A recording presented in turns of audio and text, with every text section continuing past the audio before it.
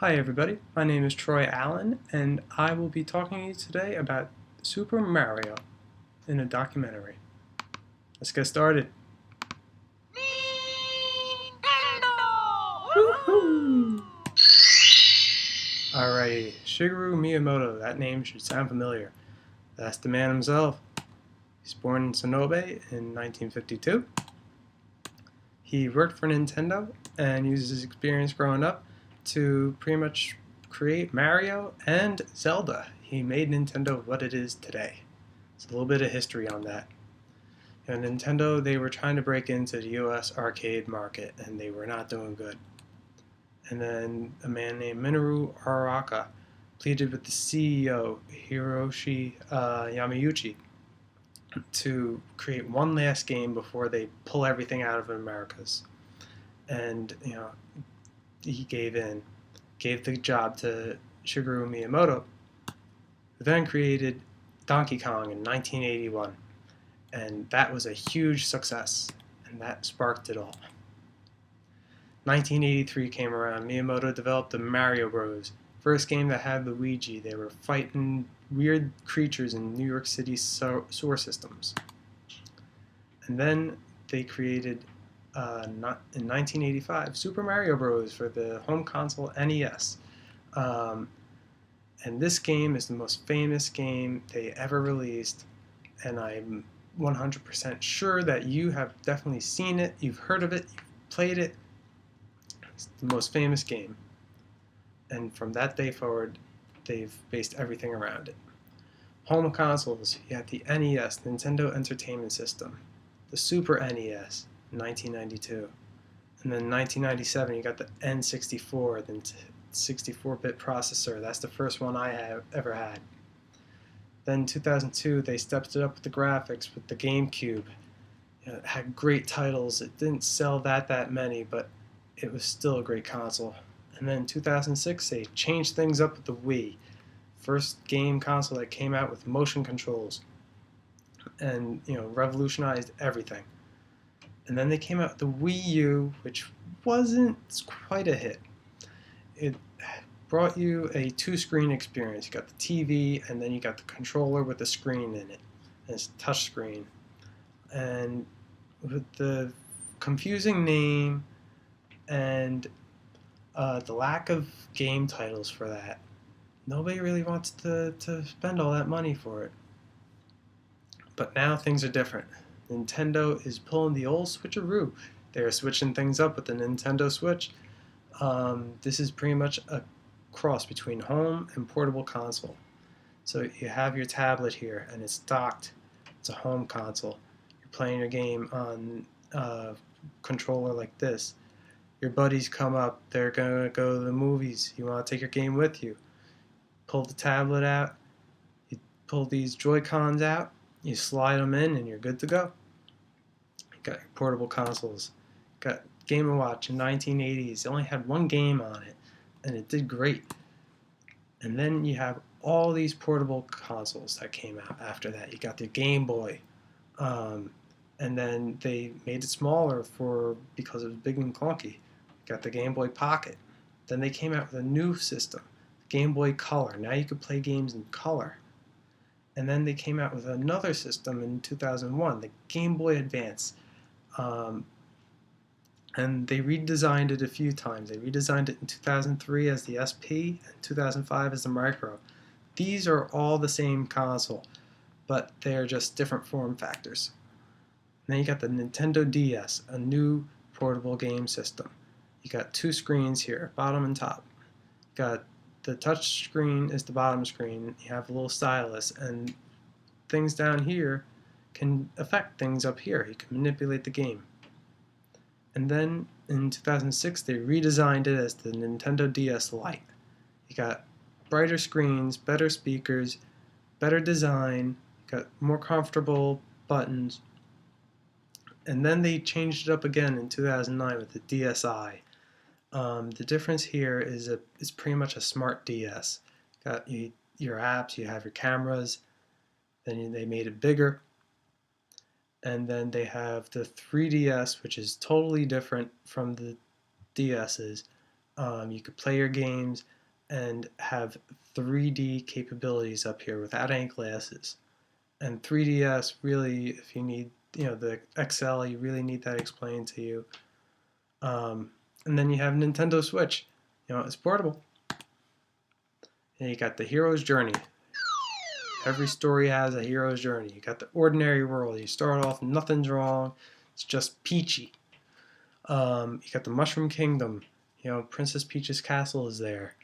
But Nintendo switches it up sometimes. Sometimes they go on a vacation to Delfino Island, or sometimes Mario ends up in space. And it's this part of the story that the protagonist is introduced. Mario. There he is. Mario. And then you have the secondary character, Peach. Call to adventure. This is what sparks the story. Got the bad guy coming in. Bowser. He kidnaps your lady. He destroys your home, leaves the kingdom in shambles. Now Mario must go on an adventure to save her. Got the wise being, the helper.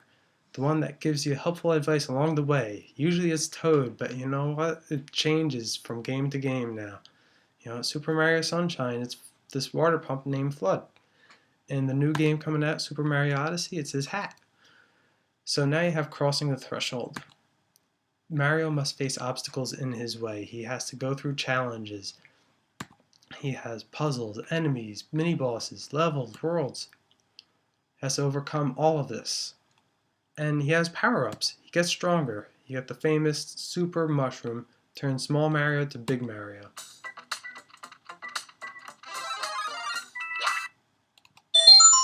Everybody knows that noise. You got the 1-Up Mushroom. It's an extra life. So if you die, you don't have to start all over.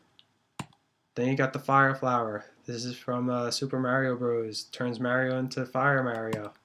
Shoots fireballs out of his hands. It's pretty cool. You got the Superstar. This is my favorite. This one, you have limited time of invincibility. Anything in your way cannot hurt you. And then, at the end of a level, if you get a star, it's a reward. And then, there's so many power-ups today. I could give you a 3-hour lecture on them. Nintendo is so creative. They're always coming out with new ideas, new power-ups. Then you have your allies. Who's going to help? Yoshi will. Dinosaur, dragon-type creature. He's good at eating things and fluttering through the air.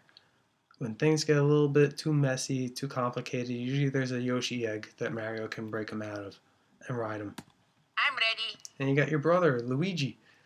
He is usually player 2. He usually comes around once in a while, helps you out a little bit. You made it this far. The last level. Bowser's Castle is the innermost cave. It's fiery, spooky, and it's the most challenging level right before the final fight.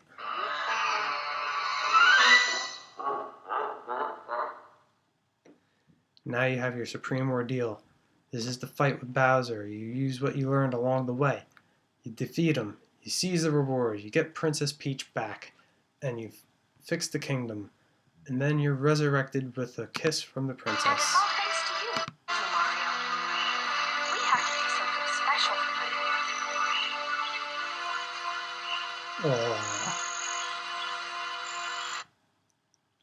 Principles of Transmedia Storytelling. Got spreadability versus drillability. Spreadability is dispersal. How far can we go? Mario can go pretty far. You got the Super Mario Bros. Super Show, a TV show. You got characters showing up in Disney movies. This is Wreck-It Ralph. There's Bowser. They're sitting right there. And then Mickey Mouse has been around since 1920s, and Mario is more recognizable than Mickey Mouse today. Now you have drillability. How deep can we go with the story? Fans creating their own content? Yes, they are. They are creating their content on YouTube, blogs, and Nintendo encourages this. They have a game, Super Mario Maker. You could go and make your own levels for Super Mario Bros. And play it. Now we have continuity versus multiplicity. Continuity is their canon, it's their basic principles. This is what I was talking about earlier. You got the bad guy, captures the damsel in distress, and then you got the hero that must go save her and defeat the bad guy. And they use the game Super Mario Bros. As their basic standard, their canon. This is how much they changed since then. Not much, you know. It's a good formula. Why fix it? You know, not broken. Then you got multiplicity. Multiplicity is what if scenarios, as in what if Bowser was the good guy, or what if Princess Peach had to rescue Mario, and this is exactly what these games are. But there's a greater evil in Bowser's inside story here that, you know, Bowser must go and defeat. And then in Super Princess Peach, Nintendo wanted to capture more of the female market, and they had Mario get captured, and Princess Peach is the hero that must save the day. Of course, the feminists had a field day with this because her power-ups were her emotions. You tap on one of the emotions, and she just gets over-emotional. Like, she is pretty angry in this one. Now you have the third principle. You got immersion versus extraction. Nintendo's great at immersion. This is like how connected somebody feels with the franchise. You got the Wii, you got people swinging their arms, you got people acting like they're actually in the game, off the couch. You got the DS, people are touching the game now. They're not pressing any buttons, they're touching the game, they're manipulating things. Got the 3DS, characters are popping off of the screen now. And then you got the Wii U, combines the experience of the Wii and the DS together, puts it all in one. And then you switch it up a little bit. You have the Nintendo Switch. And it gives you the experience from the Game Boys, you know, the GameCube, sitting down playing video games. And then the Joy-Cons actually have motion controls, so you got the Wii. And then you have the tablet here, so you have the DS as well. And you have the portability of the Wii U. Actually, you have more portability. So Nintendo's doing pretty good. Now you have extraction, things that you could take with you. You know, like this kid dressed up as Bowser for Halloween.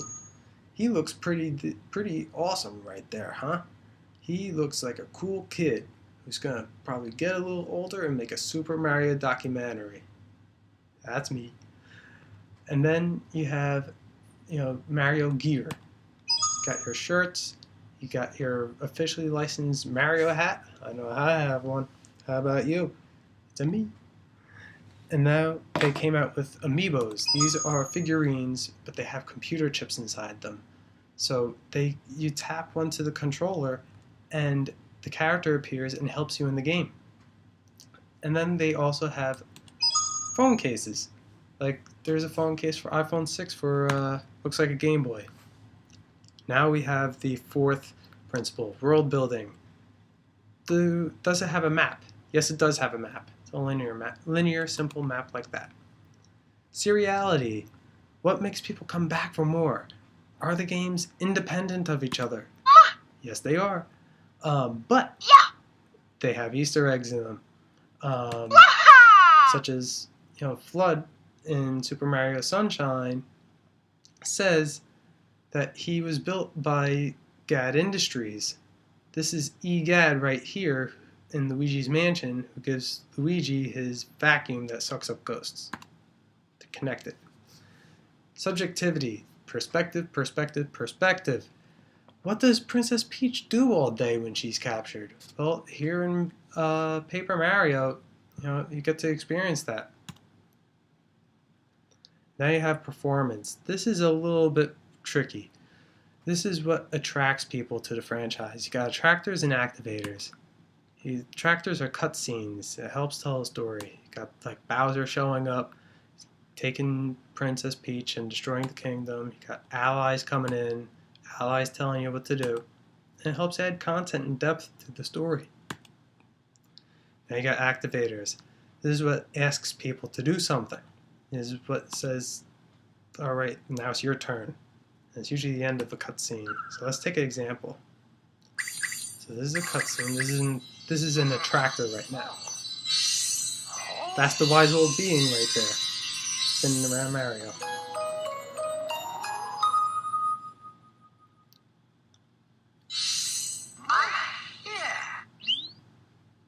That's the activator. Let's play. My connection to the franchise. It's about to get personal. Growing up with Mario, I grew up with him just like you did. First console I ever got was the Nintendo 64. I looked up to Mario. He's brave, he's strong, he's courageous, he's a leader, and anything in his way he overcomes. You know, growing up, I was always fat, I was always obese. I mean, look at me. And, you know, growing up, I had bullies. And if it wasn't for the traits that Mario had, I might not have had the self-confidence to put these bullies in their place and not take anything from anybody. And now, I lost all that weight, 60 pounds. I went to Brookdale Community College. I graduated with a 3.98 GPA in business and graphic design. I attend Georgian Court University in my last semester. I'm graduating summa cum laude with a 3.95 GPA. And I'm a part-time teller at Amboy Bank, and I am really good at my job. And I'm an intern at the Chamber of Commerce serving Old Bridge, Sayreville, and South Amboy. I'm doing really good. Thank you so much for playing my game. Thank you so much for watching my documentary. Thank you, everybody. Have a good one.